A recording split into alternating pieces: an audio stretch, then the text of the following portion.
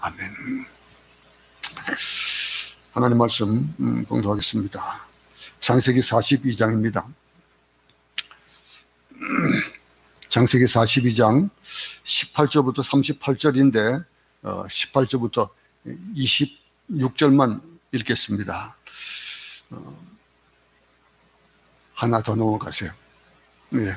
18절부터 26절까지만 오늘 봉독하고 또 중간중간에 또 이어서 말씀을 보겠습니다. 다 같이 한 목소리로 합독합니다. 시작. 사흘 만에 요셉이 그들에게 이르되 나는 하나님을 경외하노니 너희는 이같이 하여 생명을 보존하라. 너희가 확실한 자들이면 너희 형제 중 한 사람만 그 옥에 갇히게 하고 너희는 곡식을 가지고 가서 너희 집안에 굶주림을 구하고 너희 막내 아우를 내게로 데리고 오라. 그러면 너희 말이 진실함이 되고 너희가 죽지 아니하리라 하니 그들이 그대로 하니라. 그들이 서로 말하되 우리가 아우의 일로 말미암아 범죄하였도다. 그가 우리에게 애걸할 때에 그 마음의 괴로움을 보고도 듣지 아니하였으므로 이 괴로움이 우리에게 임하도다. 루벤이 그들에게 대답하여 이르되 내가 너에게 그 아이에 대하여 죄를 짓지 말라고 하지 아니하였더냐. 그래도 너희가 듣지 아니하였느니라. 그러므로 그의 핏값을 치르게 되었도다 하니 그들 사이에 통역을 세웠으므로 그들은 요셉이 듣는 줄을 알지 못하였더라.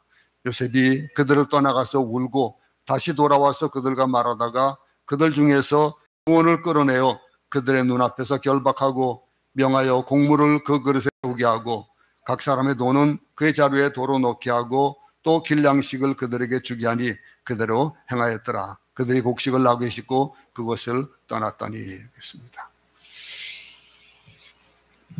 그럼 구원은 하나님을 만나는 것입니다.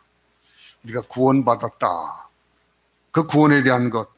아담은 죄를 지었기 때문에 하나님과 멀리 떨어져서 하나님 없이 살아야 됐습니다. 하나님 없이 산다는 것은 마치 태양 없이 사는 인간과도 같을 겁니다. 아마 그거보다 더하면 더하지 못하진 않지요. 태양은 찬란하게 떠 있는데 태양의 존재를 무시한다고 해서 태양이 없어지는 건 아니지만은 그 사람은 태양이 있음에도 불구하고 어둠 속에 살아가게 되어지는 겁니다. 어둠 속에 산다. 그러니까 하나님을 거부하고 멀리 떠나도 그분을 인정하지 않는 사람은 하나님의 은총과 복을 경험할 수가 없습니다. 마치 태양이 떠 있는데도 불구하고 동굴 속에 들어가서 그 태양을 멀리 하면은 그 태양의 참된 그 혜택을 누리지 못하게 된다는 겁니다. 그러면서 그는 어떻겠습니까? 어둠 속에서 고독하고 불안하고 두려움만을 가지고 살아갈 수밖에 없습니다. 감사하지 않습니까? 이런 것들을 볼 때마다 우리는 감사할 수 있어야 될 것입니다. 하나님을 찾으려고 우리는 하지요. 하나님을 믿는 자들은 하나님을 찾습니다. 근데 하나님을 찾으려 한다고 해도 하나님을 잘 만나볼 수가 없어요. 우리는 찾으면 찾을수록 그분을 찾을 수가 없습니다. 우리가 찾으려고 할 때에는 아무 능력을 발휘해도 모든 것들을 다 동원해도 하나님을 찾을 수가 없습니다. 하나님을 찾을 수 있는 방법이 있어요. 우리에게는 능력이 없거든요. 하나님을 찾을 수 있는 능력이 없지만은 우리가 하나님을 찾는 방법은 뭐가 있습니까? 하나님이 직접 우리를 찾아오셔야 돼요.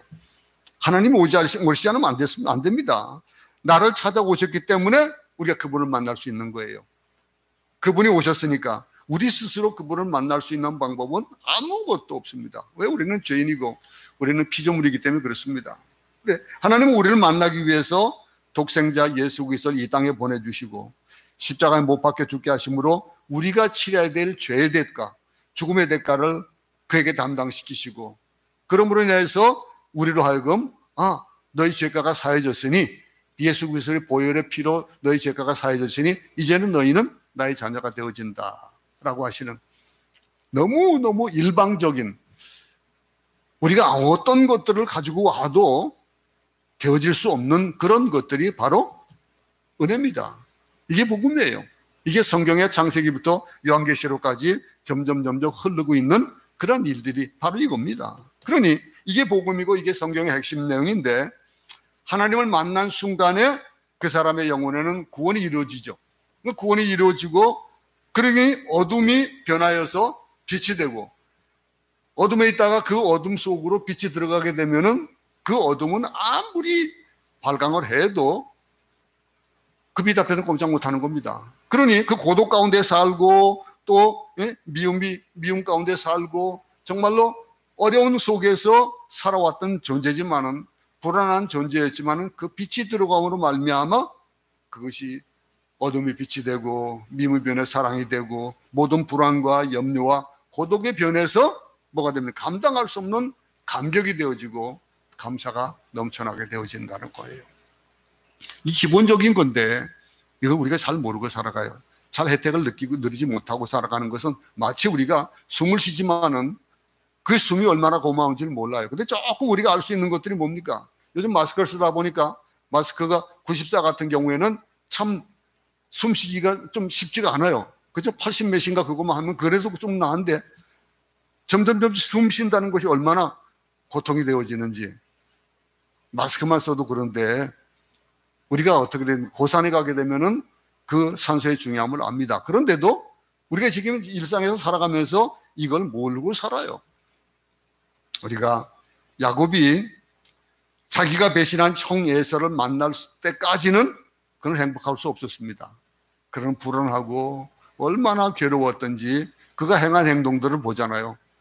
막 식구들을 다 보내고 또 처자식을 보내고 그리고 나서도 맨 마지막에 어쩔 줄 몰라가지고 막 천사하고 씨름하고 하던 그 야곱, 그에게 아내를 얻고 자녀를 얻고 재산을 얻었지만 행복하지 못했던 그에게 화해를 하고 평강을 줄 수 있었던 것은 형 에서와 화해를 하고 그것이 풀어짐으로 그러므로 세워졌던 일이 있습니다. 오늘 이 본문에도 하나님과의 화해가 없으면 사람은 어떤 방식으로 행복을 추구한다 해도 행복을 얻을 수 없잖아요.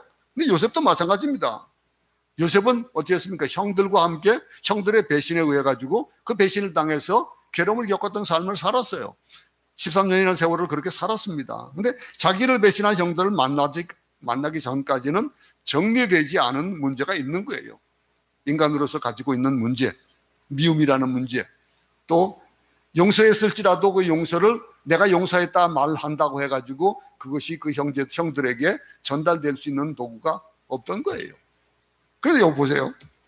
자기를 배신한 형들을 만나기까지 정리되지 않던 그 문제가 해결될 수 있는 방법이 하나님께서 만드신 그 고난을 통해서 그 흉년을 통해서 이 일들이 이루어진 겁니다. 형들을 만나고 나서 이미 그가 용서했다는 사실을 알려줘야 되는데 그것이 만약에 지난 시간에 말씀드렸듯이 그저 내가 형입니다 라고 얘기했다면은 그 일들은 아마 제대로 해결되지 않았을 겁니다. 일방적이지.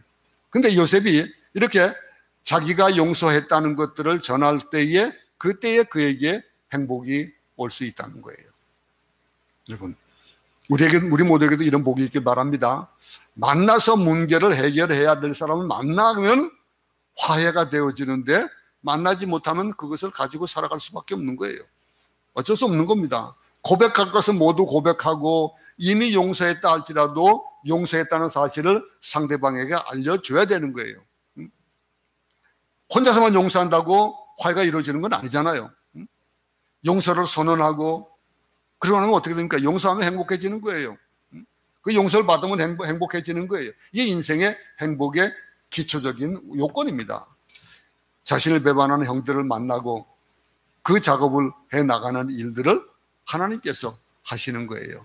이 일이 이루어져야 앞으로 이스라엘 백성들이 거기에서 큰 무리를 이루고 그리고 가나안까지 또 이동하게 되어지는 그런 일들이 이루어지거든요. 이게 자신을 배반한 형들을 만나게 하기 위한 작업으로 하나님께서 어떻게 하셨습니까?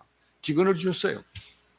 얼마나 기근이 심했으면은 이 애굽까지, 가나안에서 애굽까지 곡식을 얻으러 갈 정도까지. 그렇지 않으면 뭐 굶어 죽을 수밖에 없는 그런 상황. 야곱이 부자잖아요. 뭐 가지고 있는 생물도 많고 부자인데 그것들을 먹일 수 없는 이 경우까지 다다르면 어떻게 됩니까? 아무 사용이 없는 거예요. 근데 그 일을 통해서 좋은 환경이든 나쁜 환경이든 그것을 통해서 하나님께서는 역사하신다는 사실을 우리는 배우게 되는 거예요. 자, 그럼 세태도 마찬가지죠. 우리 주변의 환경이 좋든 나쁘든 그 관점을 내 시선으로 볼 것이 아니라 하나님의 시선을, 그리스도의 시선으로 봐야 된다는 거예요. 우리가 아이들을 올바르게 가르치기 위해서는 어떻게 하라고 그럽니까? 아이의 시선으로 우리의 시선을 맞추라 그러잖아요. 근데 이 일들을 아이의 시선으로 어른을 보면은 몰라요. 알아볼 수 있는 방법이 없는 것도 없는 겁니다. 우리가 이 주변의 환경을 보는 우리의 눈 가지고는 하나님의 그 기쁘신 뜻을 알 수 없다는 거예요. 고통도 마찬가지입니다. 축복도 마찬가지고 고통도 마찬가지입니다. 그 모든 것들을 그리스도의 관점에서 보면은 하나님의 섭리고 하나님의 복이라는 것을 알게 됩니다. 여러분들 앞에 서 있는 이 목사도 겉으로 보기에는 멀쩡합니다. 근데 병약한 사람이었습니다. 오죽하면은 뭐 이게 제 아내에게 어떤 선교사님이 그렇더래요. 목사 선교사님하고 같이 있는데 좀 부끄럽지 않냐라고 하는 그런 투로 얘기를 하더래요. 왜냐하면 제가 정말 곱주같이 허리가 굽어섰습니다. 그 일상이 보기에도 벌써 표가 나는 그런 정도였습니다. 사실은 제 아내도 모르는 얘기지만은 그 일 때문에 저는 목사가 된 거예요. 하나님을 만나게 된 경우도 이 병이 수십 년 동안 괴롭히던 그런 불치병이라고, 오죽하면은 날 수 없는 병이라고 해가지고 특별 그 의료보험도 10%밖에 안 내는 그런 특수병이에요.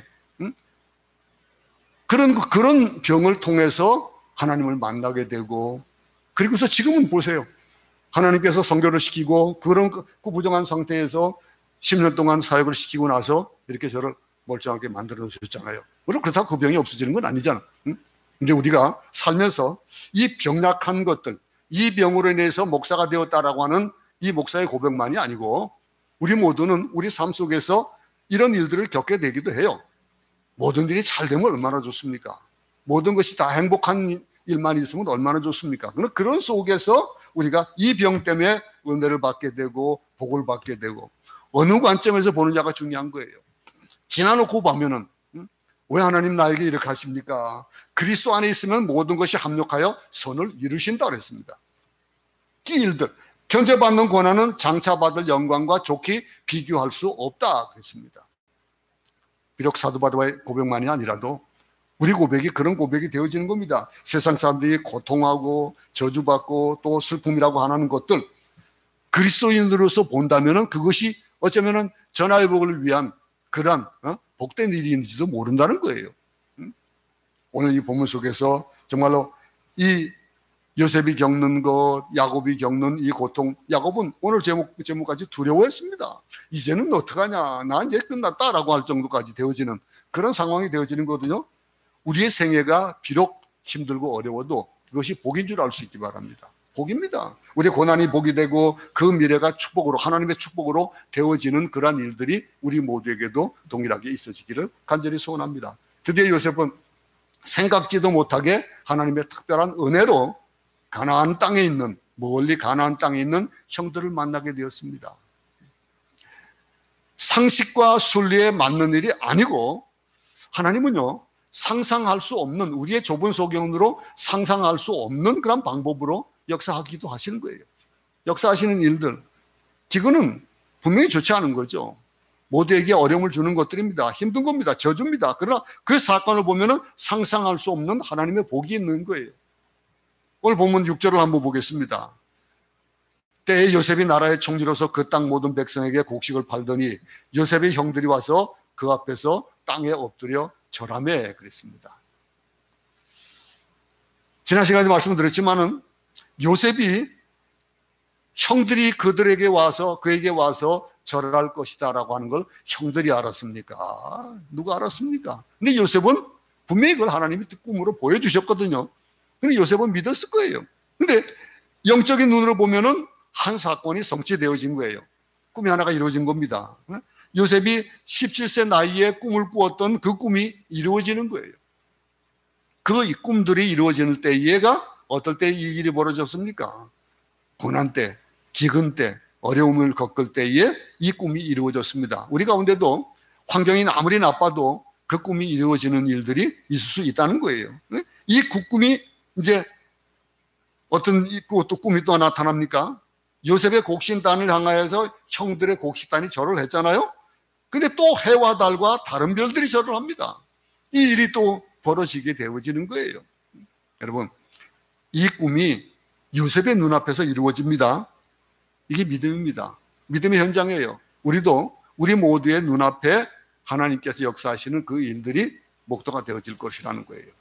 그걸 우리는 바라볼 수 있어야 된다는 거예요. 이 믿음의 현장이에요. 상상할 수 없는 일들이 일어나는 것, 이런 일들이 벌어지는 것, 그거를 우리는 보면서 우리가 정말로 혀를 내둘 수밖에 없는 것들이 우리 좁은 소견이기 때문에 그래요. 근데 요셉은 어떻게 했습니까? 형들을 알아봤습니다. 근데 요셉의 형들은 요셉을 알아보지 못했습니다. 7절에 보니까 요셉이 보고 형들인 줄 아나 모르는 체하고 그랬습니다. 엄한 소리로 그들에게 말하여 이르되 너희가 어디서 왔느냐? 그들이 이르되 공무를 사려고 가나안에서 왔나이다.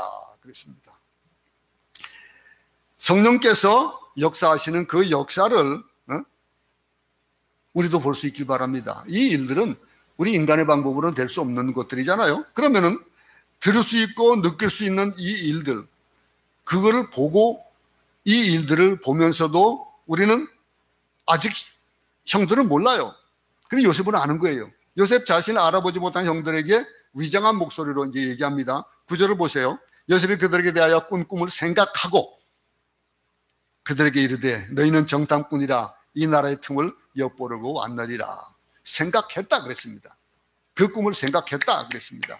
그 꿈을 잊지 않았습니다. 그것이 확실하게 나타나잖아요. 그죠? 13년이 지났지만 그 꿈을 그냥 하나님이 주신 꿈이기 때문에 잊지 않았던 거예요. 그래서 그는 고난과 어려움이 닥쳐올 때마다 아마 이 꿈을 포기하지 않고 간직하고 살았던 것을 볼 수 있다는 거예요. 그래서 그는 고난과 어려움이 와도 자신 앞에 무릎을 꿇고 있는 형들을 보면서 하나님의 주권과 섭리를 생각하는 그 꿈이 다시 오버랩 되어지는 겁니다. 그러면서 자신이 이겼다거나 내 꿈이 맞았다거나 하거나 하는 거 그렇게 기뻐하지 않은 거예요. 형들이 무릎 꿇은 것에 대해서 통쾌한 것이 아닙니다. 하나님의 약속이 성취되는 것을 보고 그는 기뻐했던 거예요. 여러분, 요셉은 4번이나 집요하게 형들을 정탐꾼으로 염탐꾼으로 몰아붙입니다. 곤란한 지경에 빠졌습니다. 막내 동생 베냐민을 데려오면은 그들의 말을 증명할 수 있다. 이렇게 얘기하는 거예요. 형들이 진땀 흘릴 수밖에 없어요. 정말로 진퇴양난입니다. 간단히 말하지만은 진땀을 흘리게 하는 그 말, 그들은 절대로 이 말을 아버지에게 할 수 없어요. 방법이 없는 겁니다. 그러니 더구나 자신들의 상황을 또 요셉에게 설명할 수도 없어요. 이렇기 때문에 우리 아버지에게 말 못합니다. 얘기할 수도 없잖아요. 가족 내부의 문제잖아요. 근데 그걸 어떻게 얘기할 수도 없고, 요셉은 정확하고도 결정적인 전곡을 찌르는 그런 문제를 던졌던 거예요. 형들에게 그것을 해결하라 이거죠. 그 해결하고 나면은, 그리고 나면은 어떤 일들이 벌어질 것이냐 하는 거예요. 이 요셉은 형제 9명을 감옥에 넣고 1명을 보내서 베냐민을 데려오라고 합니다. 그리고 3일 동안 그들을 감옥에 넣습니다. 18절을 보겠습니다. 다음 본문의 18절에 사흘 만에 요셉이 그들에게 이르되 나는 하나님을 경외하노니 너희는 이같이 하여 생명을 보존하라. 20절까지입니다. 너희가 확신한 자들이면 너희 형제 중 한 사람만 그 옥에 갇히게 하고 너희는 곡식을 가지고 와서 너희 집안의 굶주림을 구하고 너희 막내 아우를 내게로 데리고 오라. 그러면 너희 말이 진실함이 되고 너희가 죽지 아니하리라니 그들이 그대로 하니라. 자, 여기서 한번 봅시다. 18절에 보면은 요셉이 자기를 얘기하면서 뭐라고 얘기합니까? 나는 뭐 하는 사람이라? 하나님을 경외하노니 그랬습니다. 애굽에서 하나님을 경외한다? 이 일은 있기가 힘든 일이죠. 그 총리가 그 일을 한다? 그럼 이들이 벌써 깨달았어야 될 건데 하나님을 경외한다? 깨닫지 못한 거예요. 이제 요셉의 생각이 3일 만에 바뀌었습니다. 그래서 9명 대신에 1명만을 가두고 나머지를 보내주면서 곡식을 챙겨주죠. 곡식을 챙겨주면서 고향에 가서 주림을 면하라 이거예요. 지금 가가지고 그냥 바로 데려오면 곡식 준다가 아니고 일단 가서 주림을 면하라 이거예요. 그만큼을 줬겠죠. 어느 정도만 먹고 올 수 있도록. 이 약속대로 말째 9만 데려오면은 그들의 진실함을 알아서 너희가 무역도 하겠다 이거예요. 이 무역도 하겠다는 말. 그리고 약속대로 말째 9만 데려오면 되는데 이거 보세요. 이제 21절을 보겠습니다. 그들이 서로 말하되 우리가 아우의 일로 말미암아 범죄하였도다. 그가 우리에게 애걸할 때에 그 마음의 괴로움을 보고도 듣지 아니하였으므로 이 괴로움이 우리에게 임하도다. 그들도 깨닫는 겁니다. 드디어 21절부터 성령의 역사하심이 드러납니다.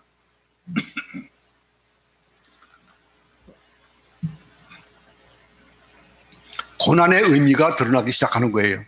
그들은 스스로 말하기를 자신들의 아우의 일로 자신들이 죄를 지었다라고 고백하는 겁니다.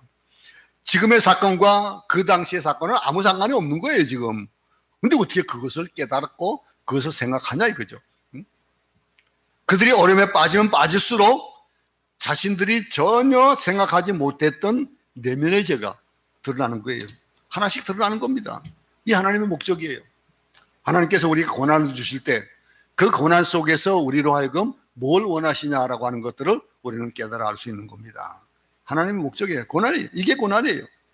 자꾸만 계속되는 고난이 그들로 하여금 오래전에 죄를 떠올리게 하고 우리도 예전의 죄를 떠올릴 수 있기 바랍니다. 그래서 회개하고 다시 옷깃을 여미고 그리고 다시 새롭게 하나님 앞에 정말 코람데오로 살 수 있는 그런 자가 되어야 된다는 거예요. 근데 하나님의 도움이 있고 하나님의 복이 흐르고 열매 맺는 일들이 어떻게 되는 겁니까? 무엇이나부터 하는 거예요. 이렇게 미움이나 분노나 한이 깨져야 되는 거예요. 그것을 깨지기 위해서는 그 죄악들을 하나님 앞에 회개해야 된다는 겁니다. 오늘 여기서 우리도 한 세 가지를 또 생각해 볼 수 있을 겁니다. 요셉의 형들은 요셉의 사건을 잊지 않고 있었다라고 하는 걸 또 보게 돼요. 안 그렇습니까? 만약 그들에게 고난이 없었다면은, 그렇다면은 요셉의 사건은 영원히 아마 사장되는 일이었을 거예요. 이 사건이 드러나지 않으면은 그들에게 있어서 하나님과의 만남은 깊어지지 못하고 피상적으로 끝나고 말았을 것이다라고 한 가지. 또 한 가지는 그들은 요셉에게 행했던 것이 범죄다라고 하는 걸 그들의 입으로 고백을 했습니다. 고백을 하는 거예요. 죄를 고백하면은 그때부터 복이 시작되어지는 거예요.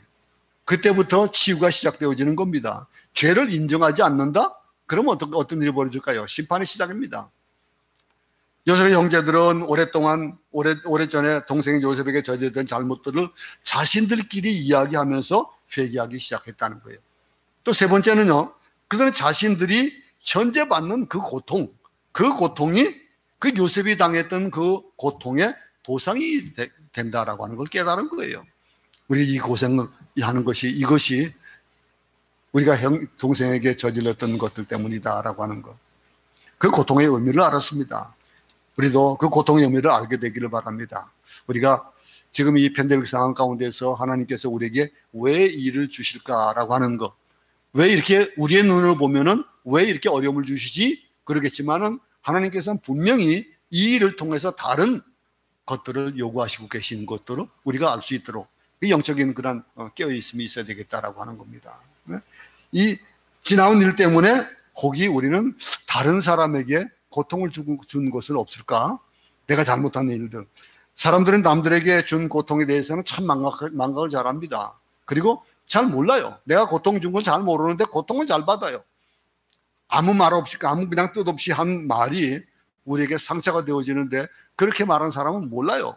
그것이 그에게 상처가 되는지 어쩌는지를 모른다는 거예요. 이 상처 준 사람과 상처 받은 사람의 차이가 되어지는 거예요. 아마도 우리가 자신이 과거에 남들에게 상처를 준 것은 아마 많이 잊어버렸을 겁니다.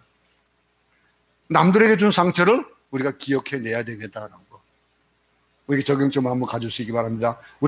우리가 받은 상처만 기억하는데 다른 사람 무시하고 모욕을 하고 상처 주었던 일들이 자신에게는 아무런 일도 아니었다는 그런 일들이 있을 수 있다는 거예요. 근데 다른 이에게는 그것이 인생을 일그러뜨리는 문제로 남아있다. 그런다면 어떻게 되겠습니까? 그 일이 우리는 성령을 통해서 해결되어져야 된다는 거예요. 그것이 그에게 치유가 되어지고 또 내게도 치유가 되어지고 이게 고난의 이유입니다. 고난을 통해서 하나님께서는 우리의 믿음을 연단시키시고 그러면서 우리의 잘못된 것들을 내려놓게 하시기 위해서 고난을 주시는 그런 일들을 우리는 참 많이 체험합니다. 이 사건과 난자 앞에서 그들이 받게 된 것은 참회의 복이에요. 회개의 복입니다. 만일 그때 형들에게 아는 채 했다? 그럼 이 문제는 땅속에 묻혀버리고 말았을 거예요. 네? 야, 그랬구나. 네가 그 아무 그냥 상처를 안 받았으면 아이고 됐다. 그럼 자기들끼리 잊어버리는 거죠. 근데 자기들이 깨닫고 나서 그것이 이런 고통이었다는 걸 알고 나니까 그 용서를 받아도 그 용서가 고마운 거예요. 그 일을 알아야 되는 거예요. 만약 그때 형들이 아는 채 해가지고 그렇게 되었다면 정말 이건 생각해 볼 수 없는 문제 아니겠습니까? 이 사람들은 피상적인 신앙을 가진 그런 것으로 인해서 인생이 끝나고 말았을 겁니다. 그냥 피상적으로 용서라는 거 그런 거구나. 피해라는 거 그런 거구나. 오늘 우리 기독교의 문제가 바로 이 피상성입니다. 피상적으로 생각하고 그냥 실질적으로 어떻게 경험적으로 되어지는 것들이 아니고 적당히 예수 믿고 값싼 믿음을 가지고 그 은혜 또 감상적인 그런 그 낭만적인 신앙 이걸 갖고 그냥 살아간다. 그러면 그에게서 진실된 면을 찾아볼 수가 없다는 거예요. 진실한 믿음을 찾아볼 수가 없다는 거예요. 내가 이 마지막 때에 믿음을 보겠느냐라고 하시는 그 말씀을 우리는 들을 수가 있냐 없냐라고 하는 것. 그건 이렇게 나타나는 거예요. 비상적인 신앙이냐 아니냐. 그러면서 또 죄를 짓는 거예요. 그러면서 그 신앙이 얄팍해지고 깊이가 점점점 없어지는 그러한 일들이 되어진다면은 그럼 우리의 삶이 어떤 삶이 되어지겠습니까? 예배를 멀리하고 말씀을 멀리하고 여러분 첫사랑을 회복하고 계속해서 가져가기는 쉽지 않습니다. 왜냐하면 우리가 세상을 살아가기 때문에. 그렇다면은 우리가 예배를 회복하고 내가 하나님과의 만남을 회복하고 그렇게 되어지는 일들이 어디에서 오냐는 거예요. 회개의 깊이는 신앙의 깊이와 비례하는 겁니다. 죄를 철저하게 드러내지 않고 그냥 미봉책으로 단지 몇 마디로 끝내버렸기 때문에 그 깊은 죄가 사라지지 못하고 아직도 엉어리로 남아있는 거예요. 그 남아있는 것들이 우리를 건드리고 그러면서 우리가 죄성을 가지고 또 남에게 상처를 주고 하는 거예요. 그러니 이 고난과 역경이 올 때 우리가 견뎌낼 힘이 없고 불평하고 쉽게 하나님을 원망하는 그러한 비상적인 믿음에서 우리는 정말 실질적인 믿음을 가질 수 있기 바랍니다. 체험적인 신앙을 가져야 되는 거예요. 다윗은 어떤 사람이었습니까?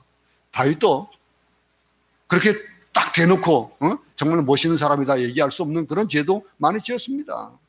큰 죄를 지었습니다. 그 회개하는 그 시편이 얼마나 많습니까? 그가 시를 쓰면서 회개하는 시를 참 많이 썼는데 얼마나 고민하고 괴로웠는지 우리가 잘 알 수 있어요. 한번 성경 한번 찾아보겠습니다. 시편 32편 1절부터 4절 한번 찾아보겠습니다.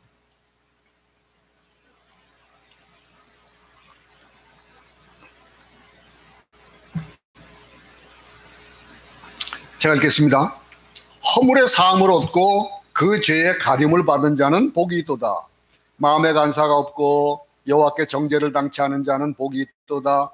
내가 토설치 아니할 때에 종일 신음함으로 내 뼈가 쇠하였도다. 주의 손이 주야로 나를 누르시오니 내 진액이 화하여 여름 가물에 마름같이 되었나이다. 이렇게 말하고 있습니다. 다윗은 뼈가 녹는 듯한 경험을 했습니다. 그것이 어떨 때 그랬습니까? 토설치 않을 때 그랬다 이거죠. 토설하면 그것이 해결되어지는 거예요. 골수까지 아픈 그 고통을 느끼는 건 그 죄를 지을 때 주의 손이 밤낮으로 자신을 누른다. 그래서 그 고통을 느낀다. 그렇게 고백했습니다. 그런 게 반해가지고 우리 신앙은 어떻습니까? 얼마나 감상적이고 얼마나 능력이 없는지 모르겠어요. 얼마나 이런 내 죄악에 대해서 내 삶에 대해서 하나님을 떠난 삶에 대해서 얼마나 이렇게 애통하고 있는지 한번 돌아봐야 된다는 거예요. 다시 한번 또 다른 성경 한번 찾아보겠습니다. 시편 51편 한번 찾아보겠습니다. 범죄를 저지르고 나서 이런 고백을 합니다. 51편 1절부터 3절을 보면은 하나님이여 주의 인자를 조차 나를 긍휼히 여기시며 주의 많은 자비를 조차 내 죄가를 도말하소서. 나의 죄악을 맑게 씻기시며 나의 죄를 깨끗이 제하소서. 대저 나는 내 죄가를 아오니 내 죄가 항상 내 앞에 있나이다. 그랬습니다. 이어서 또 5절을 보면은 내가 죄악 중에 출생하였으며 모친이 죄 중에 나를 잉태하였나이다. 이렇게 말합니다. 그런 죄의 본질을 보는 거예요. 오늘 본문을 보겠습니다. 본문 22절을 보겠습니다. 루벤이 그들에게 대답하여 이르되 내가 너에게 그 아이에 대해 죄를 짓지 말라고 하지 아니하였느냐. 그래도 너희가 듣지 아니했느니라. 그러므로 그의 핏값을 치르게 되었도다.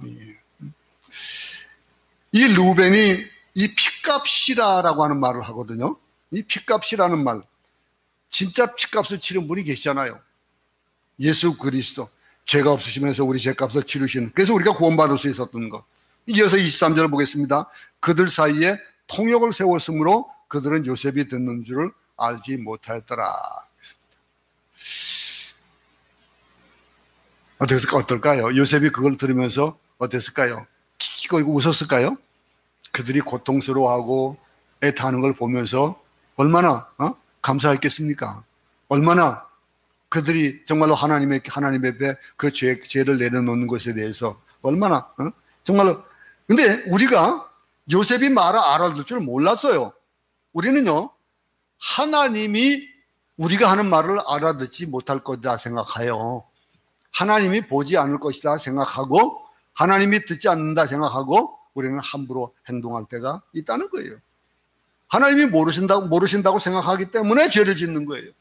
그 죄가 하나님이 보시면은 죄를 지을 수 있겠냐 이거죠. 여러분, 우리는 하나님이 우리 말을 알지 못한다고 생각하고 또 모르신다고 생각하기 때문에 죄를 짓는 그 죄에서 벗어나는 것, 우리가 생각하고 말하는 것을 하나님이 모두 아신다는 것들을 기억할 수 있기 바랍니다. 이어서 또 24절, 25절을 보겠습니다. 요셉이 그들을 떠나가서 울고 다시 돌아와서 그들과 말하다가 그들 중에서 시몬을 끌어내어 그들의 눈앞에서 결박하고 명하여 곡물을 그 그릇에 채우게 하고 각 사람의 돈은 그의 자루에 도로 넣게 하고 또 길양식을 그들에게 주게 하니 그대로 행하였더라. 그랬습니다. 그래서 이제 곡식을 나게 싣고 떠납니다. 길을 떠났습니다. 요셉은 형들을 사랑했어요. 용서했고 사랑했던 걸 보여주잖아요. 그러니 이미 그들의 허물을 용서했던 것이에요. 그들 앞에서는. 그러니 이 얘기를 들으면서 통변을 세우고 하는 그 얘기를 들으면서 어땠을까요? 얼마나 북받쳤을 거 아니겠어요? 그래서 가는 거예요. 나가서 딴 곳에 가서 울고 들어오는 거예요. 곁으로 형들을 엄하게 대하는데 그들이 앞에서 울 수 없으니까 그들이 없는 곳에서 울고 돌아왔었어요. 이 어머니의 모습이기도 하겠지요. 아이들을 혼낸 후에 결혼해서 뒤에서 울고 그리고 다시 꼭 안아주고 하는, 이 하나님의 모습이기도 하거든요. 그분 또한 뒤에서 우시는 거예요. 그분은 지금 당장 손을 쓰지 않습니다. 지금 당장 손을 쓰면은 우리가 깊이 참여할 그 길이 없어지기 때문에 그렇게 되는 거예요. 그럼 참여하지 않으면 어떻게 됩니까? 우리에게는 그런 영벌에 대한 그런 죄가가 우리에게 닥쳐올 수밖에 없다는 거예요. 요셉이 형들에게 비춰진 요셉의 모습, 형들에게 비춰진 그 요셉의 모습은 무서운 사람이죠.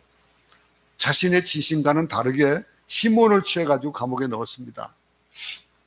그 곡식을 많이 취해가지고 그들에게 줍니다. 아마 시몬이 감옥 안에서도 호강했을 거예요. 그냥 감옥 안에서 그렇게 어렵게 지내지는 않았을 거 아니겠어요? 인생의 길을 가면서 이해할 수 없는 일들을 우리는 만나게 됩니다. 그 어려운 일을 만날 때 고난을 당하면서도 이해할 수 없는 일을 만나는 과정에서 우리는 하나님의 사랑을 느끼게 되는 거예요. 죽을 듯 하면서도 죽지 않고 계속해서 삶이 이어지는 것, 우리가 하나님의 마음을 알았으면 좋겠습니다. 이 요셉의 마음을 그들은 모르잖아요. 그 아버지조차도 모르잖아요.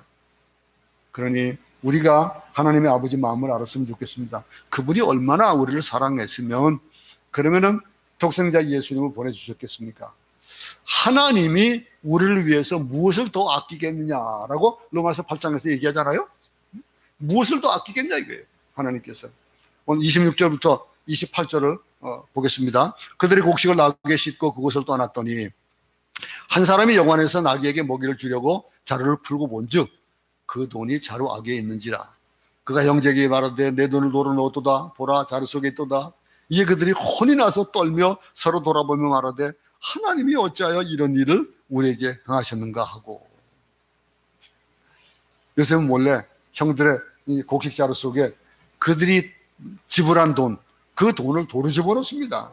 돌아가는 길에 자루를 열어보았다가 돈을 발견하고 이제 뭐 혼비백산하는 거예요. 하나님 어찌하여서 이런 일들을 우리에게 하게 하십니까? 정신을 차리기 시작하는 거예요. 그 정신을 차려야 되는 거예요. 그러면서 자꾸 벌어지고 있는 일들을 어디에 연관시킵니까? 이들이 이제 그렇게 고백하고 죄가를 토설하고 나서 그들이 부르짖는 게 누굴 부르짖습니까? 하나님을 찾아요. 하나님을 찾는 거예요. 하나님과 연관시켜 생각하는 거예요. 하나님께서 왜 이러시냐? 29절부터 32절 보겠습니다. 다 같이 한 목소리 읽습니다. 시작. 그들이 가나안 땅에 돌아와 그들의 아버지 야곱에게 이르되 그들이 당한 일을 자세히 아르되 그 땅의 주인은 그 사람이 엄하게 우리에게 말씀하고 우리를 그 땅에 대한 정탐꾼을 여기기로 우리가 그에게 이르되 우리는 확실한 자들이요 정탐꾼이 아니니이다. 우리는 한 아버지 아들 12형제로서 하나는 없어지고 막내는 오늘 우리 아버지와 함께 가나안 땅에 있나이다 하였더니 아버지 야곱에게 돌아와서 지금까지 있었던 일들을 다 얘기를 합니다. 33절 34절 보세요. 그 땅의 주인인 그 사람이 우리에게 이르되 내가 이같이 하여 너희가 확실한 자들임을 알리니 너희 형제 중에 하나를 내게 두고 양식을 가지고 와서 너희 집안에 굶주림을 구하고 너희 막내 아우를 내게로 데려오라. 그러면 너희가 정탐꾼이 아니요 확실한 자들임을 내가 알고 너희 형제를 너에게 돌리리니 너희가 이 나라에서 모욕하리라 하더이다. 참, 이 모든 이야기를 들은 야곱의 반응이 어떤 반응일까요?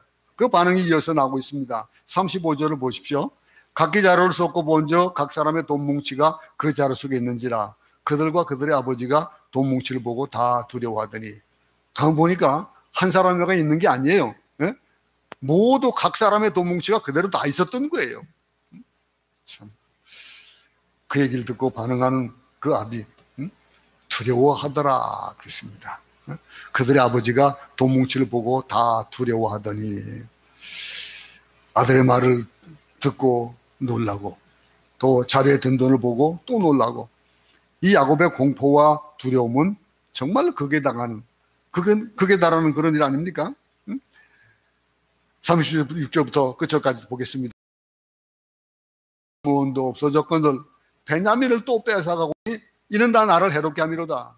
루벤이 그의 아버지에게 말하 이르되 내가 그를 아버지께로 데리고 오지 아니하거나 내 두 아들을 죽이소. 그를 내 손에 맡겨서서 내가 그를 아버지께로 데리고 돌아오리이다. 야곱이 내 아들은 너희와 함께 내려가지 못하리니 그의 형은 죽고 그만 남았습니다. 만일 너희가 가는 길에서 재난이 그에게 미치면 너희가 내 흰머리를 슬퍼하며 스올로 내려가게 합니다. 야곱은 믿음의 조상이라고 하지만은 영적인 안목이 없는 사람이에요. 또 여기서도 뭐라고 얘기합니까? 나를 해롭게 한다 그랬습니다. 모든 것이 자기 중심이에요. 우리는 언제나 그렇습니다. 내 중심입니다. 비단 목사도 마찬가지겠죠. 비단 여러분들도 마찬가지일 겁니다. 어려움이 닥치면 내가 먼저. 여러분 자동차를 타면은 어느 자리가 제일 안전하는 자리라고 얘기하는 줄 아십니까? 혹시? 운전석 바로 뒷자리가 안전한 자리래요. 왜냐면은 이 사고가 날 것을 목도하게 되면 그 기사가 자기에게 해를 입지 않으려고 반대로 든답니다. 급공에서. 그러면 그 뒤가 자기가 운전하는 그 사람이 혜택을, 피해를 덜 입고 그 뒤에 있는 사람은 더 덜 입게 된다는 거예요. 그런 얘기를 하더라고요. 우리는 내가 모든 것들이 나의 모든 이익되는 것들이 이런 것들 다 모든 것이 납니다. 이 야곱이 그랬어요. 하나님의 섭리를 보지 못합니다. 여기에서 정말 영적인 그런 믿음의 조상이라면 그것을 깨달아야 될 텐데 그러지 못했어요. 그 모든 것들이 자신을 해롭게 하는 사건이다 이렇게 얘기를 하고 있잖아요. 우리에게 주어지는 모든 환경, 어려움, 이 모든 사건들을 우리는 꼭 한 가지를 기억할 수 있기 바랍니다. 모든 것들을 내 관점이 아니라 하나님의 관점으로 보자라고 하는 것. 모든 돌아가는 사건들을 하나님의 관점으로 보자라고 하는 것들을 한 가지를 꼭 우리는 오늘 말씀에서 적용할 수 있기 바랍니다. 내가 삶을 살면서 어려움이 있다? 그 어려움을 보면서 그 어려움의 뒤에 있는 하나님을 바라보고 그 힘든 일 속에서 하나님이 왜 이 일을 하셨을까라는 하나님의 입장에 대해 생각한다면 우리가 우리 자신을 예수 그리스도를 믿고 구원받은 하나님의 자녀라고 확신한다면 우리에게 주어진 모든 사건들은 하나님이 주시는 복된 사건이라고 생각해 본다면, 그렇다면 우리에게는 그 모든 일들의 시작이 되시는 그분께서 모든 해결도 하실 것이라는 것을 아마 깨닫게 될 겁니다. 우리가 당하고 있는 억울함, 또 누명, 하나님의 관점에서 보면은 야곱의 경우처럼 복이 되어지는 거예요.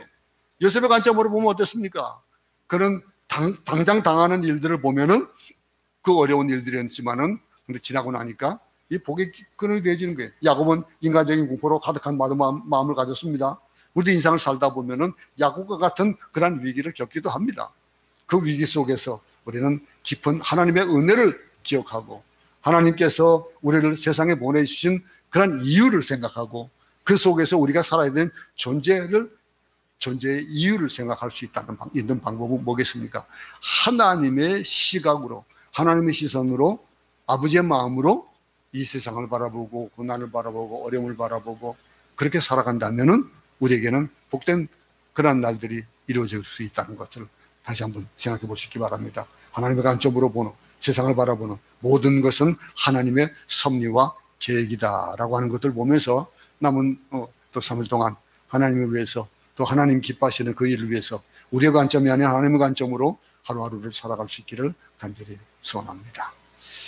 하나님 아버지, 아직도 신음하는 자의 신음을 들어주시고 미래가 보이지 않아 답답해하는 자들에게 미래를 보여주시옵소서.